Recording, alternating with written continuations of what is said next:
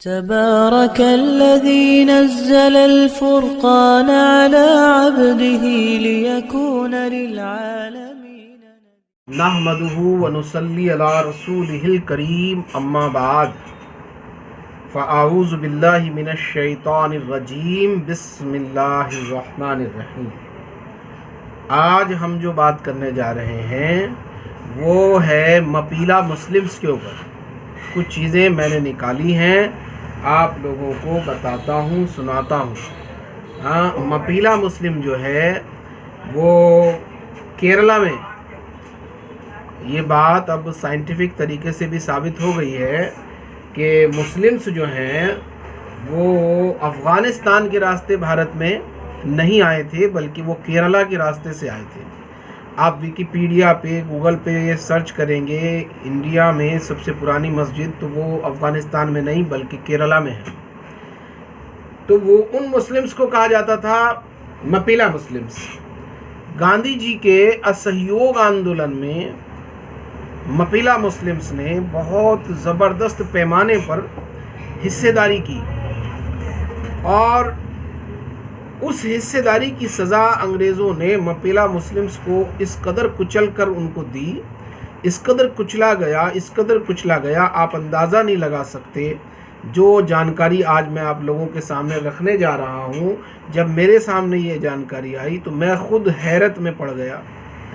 आपने जलियांवाला बाग सुना होगा, जिसमें जनरल डायर ने निहत्थे औरत, मर्द, बच्चों पर गोलियां बरसाई और सारा हिंदुस्तान उनका शोक मनाता है, दुख व्यक्त करता है, गुस्सा व्यक्त करता है, गुस्से का इजहार करता है। 379 लोग थे, लेकिन शायद ये बात इतिहास में कहीं दब कर रह गई कि असहयोग आंदोलन में महात्मा गांधी का साथ देने की वजह से अंग्रेज़ों ने इनको मपीला मुस्लिम्स को किस कदर से कुचला है कि इनको सज़ा ये दी गई कि 2337 ऑन रिकॉर्ड, अंग्रेज़ों के रिकॉर्ड में है, 2337 लोगों को फांसी दी गई ऑन रिकॉर्ड। ये अंग्रेज़ों का रिकॉर्ड है। इस रिकॉर्ड के मुताबिक, और ये लिखा किसने है, ये बिपिन चंद्रा इसके राइटर हैं, और ये 17 में इसका नाम ही मपेलिया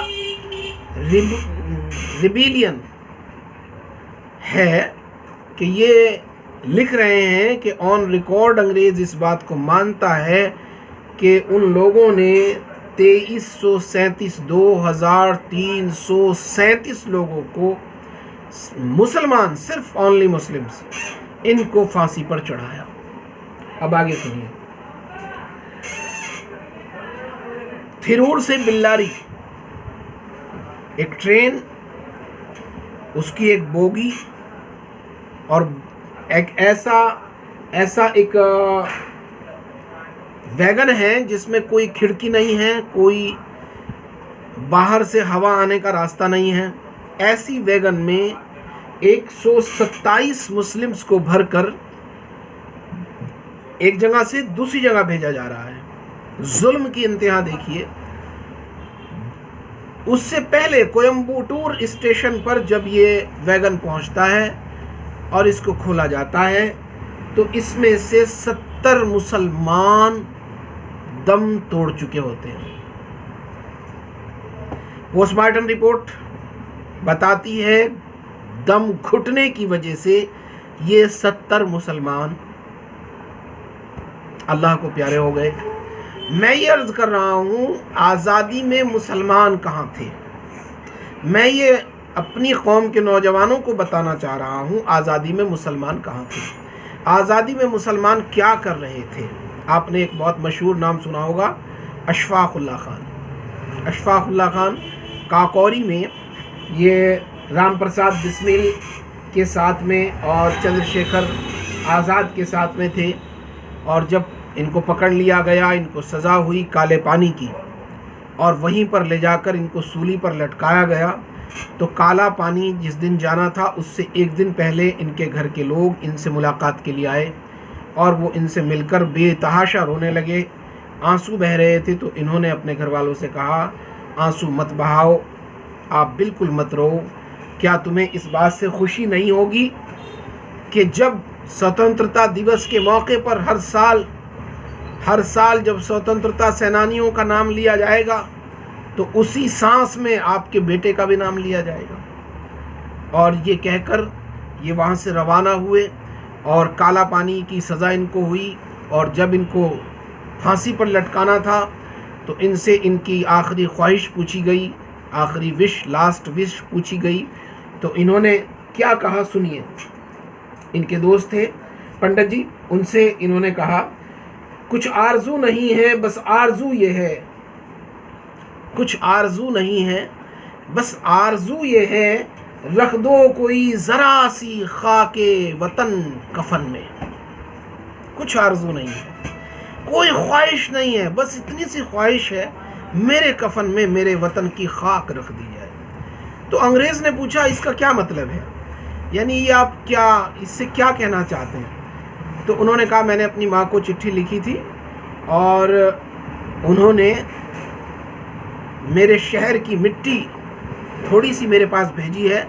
जब मैं मर जाऊं और तुम मुझे कफनाओ, मुझे कब्र में उतारो, तो मेरे कफन में मेरे वतन की खाक, मेरे शहर की मिट्टी जो थोड़ी सी आई है वो मेरे कफन में रख देना और इस तरह से मुझे दफन कर देना।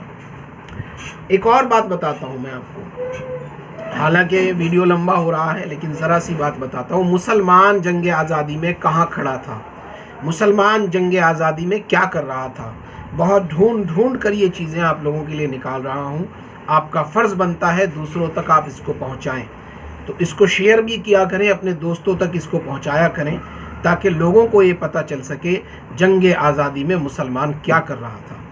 अब आप देखिए, किस्सा खानी बाज़ार, किस्सा खानी बाज़ार गूगल पे सर्च कीजिएगा, मेरी वीडियो ख़त्म होने के बाद ज़रूर सर्च कीजिएगा। किस्सा खानी बाज़ार 1932 में गांधी जी को नमक आंदोलन के चलते गिरफ्तार किया गया। तो हज़ारों की तादाद में, एक नहीं, दो नहीं, 10 नहीं, 20 नहीं, 100 नहीं, 200 नहीं, सैकड़ों, हज़ारों की तादाद में पठान निकल आए। अंग्रेज़ों ने देखा पूरा माहौल गर्म हो गया है, हालत ख़राब, वो छोड़कर भाग गए। अगले दिन गढ़वाली रेजिमेंट को लेकर अंग्रेज़ आता है और गढ़वाली रेजिमेंट ने देखा कि सामने पठान है, लेकिन अब गढ़वाली रेजिमेंट को ऑर्डर मिला कि शूट करो।